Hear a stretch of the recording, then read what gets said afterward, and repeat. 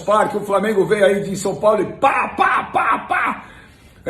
Deitou e rolou em cima do Palmeiras no Allianz Parque 3-1. E ó, o pessoal do Flamengo tava bravo, viu? Porque eu soube agora há pouco quando o Flamengo chegou lá no Allianz Parque, as caixas de som estavam todas voltadas ali para a porta do vestiário do Flamengo, tocando o hino do Palmeiras num tom super alto, ensurdecedor, e o pessoal do Flamengo tava meio bravo com essa história aí.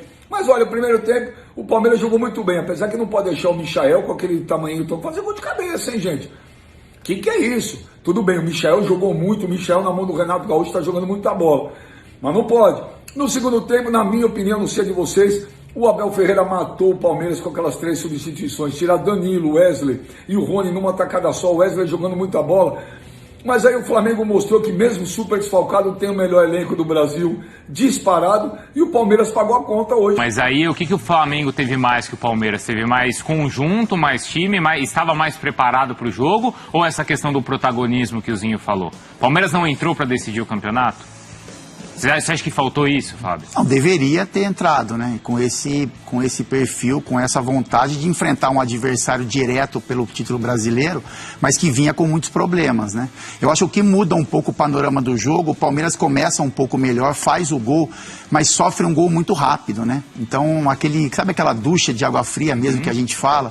Então, se o Flamengo não conseguisse fazer o gol tão rapidamente, talvez o Palmeiras conseguiria encontrar alguns espaços ali, poderia ter a gente olhar para o jogo de uma outra forma, mas o Flamengo ele tem muito isso, né? Isso há algum tempo, que o Flamengo, quando ele faz um gol, ele busca o segundo, e quando ele sofre, ele usa esse momento também de desconcentração do adversário para tentar criar suas chances também. E aí passa, pelo que o Zinho falou, que a gente já conversou, o Flamengo tem hoje... o Flamengo era muito questionado com relação ao elenco, né, Bruno? Uhum. Então, assim, a gente olhava para o Flamengo como um time de 11, 12 jogadores, e aí olhava para o Palmeiras, então era um elenco mais qualificado, jogadores que entravam em campo e conseguiam suprir as expectativas, e o Flamengo com o Renato, ele muda isso.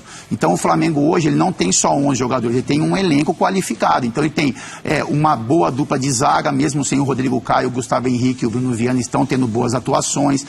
Ele tem o Michael como seu ponto forte no momento, tem o Vitinho quando entra, o Vitinho entra muito bem, o Isla quando está fora, o Mateuzinho, o Rodinei. Então, hoje o Flamengo, nas mãos do Renato, eu gosto de frisar bem isso, tem um elenco, e mostrou isso hoje.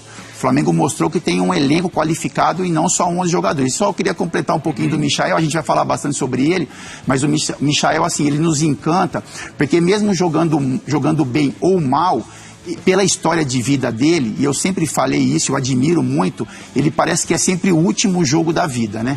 Então ele faz um gol, de repente quando um outro jogador vai se acomodar, bom, eu já fiz o meu gol, já dei conta, né, já dei o meu recado pro meu treinador, ele luta o tempo todo. Então ele corre, ele marca, ele busca a jogada, ele erra, ele acerta. Isso quando ele está jogando bem ou mal. Então esse é um cara que não se entrega e vem colhendo os frutos. Bruno, quando o Flamengo parou lá atrás, o Flamengo jogou com um time reserva, um time de meninos, e ele pediu para jogar, ele pediu para mostrar o seu valor ali, que ele precisava se preparar para quando chegasse o momento dos jogadores principais, que esses jogadores chegassem ao Flamengo para atuar, ele estaria em uma condição melhor. Então ele está colhendo hoje os frutos que ele mesmo plantou.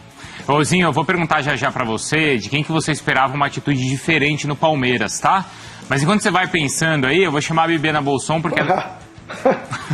Se prepara, Zinho. Se prepara. Não, tô preparado. Tá bom. Tô preparado. Se você quiser, eu falo agora. Não, espera um pouquinho. Vamos fazer um suspense que eu vou chamar a Bibiana Bolson. Tem um João Kleber mesmo, assim, na moral? Para. Daqui a pouco vamos ver que eu senti que o Zinho tá afim, ó, de falar alguns nomes. Eu tô percebendo, tá? Calma, Zinho. Eu vou chamar a Bibiana Bolson porque ela tá me chamando aqui. Fala, Bibiana, ela tá lá no Allianz Parque e vai trazer as informações pra gente mais dessa partida. E, Bibiana, vamos ouvir o Abel e o Renato daqui a pouco, hein? Qual que é a sequência e a programação? Boa noite. Bruno, boa noite para você, um abraço aos companheiros. Bruno tá vivendo excelente fase, hein? Meteu aí um suspense Michael Jackson ao vivo já.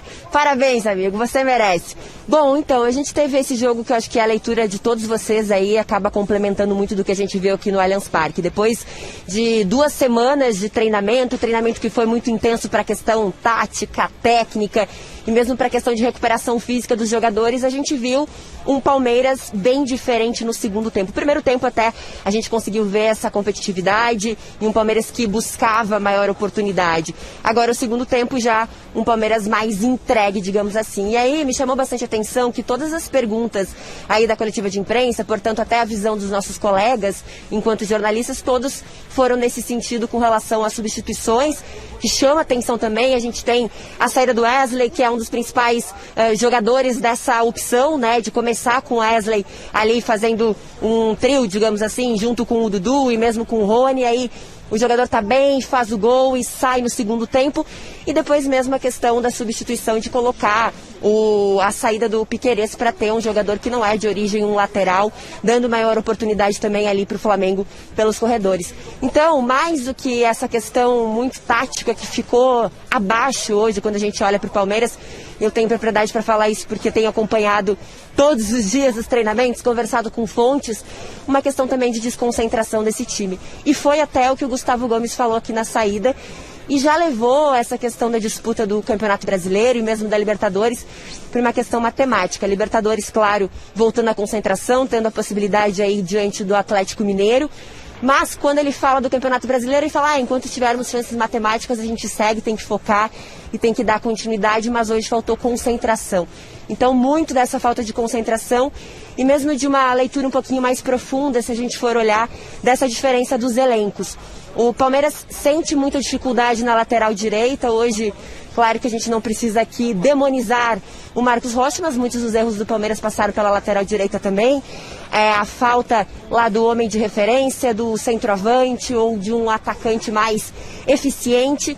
E aí o Luiz Adriano, lembro vocês também, não sei nem se vocês chegaram a tocar no assunto Luiz Adriano.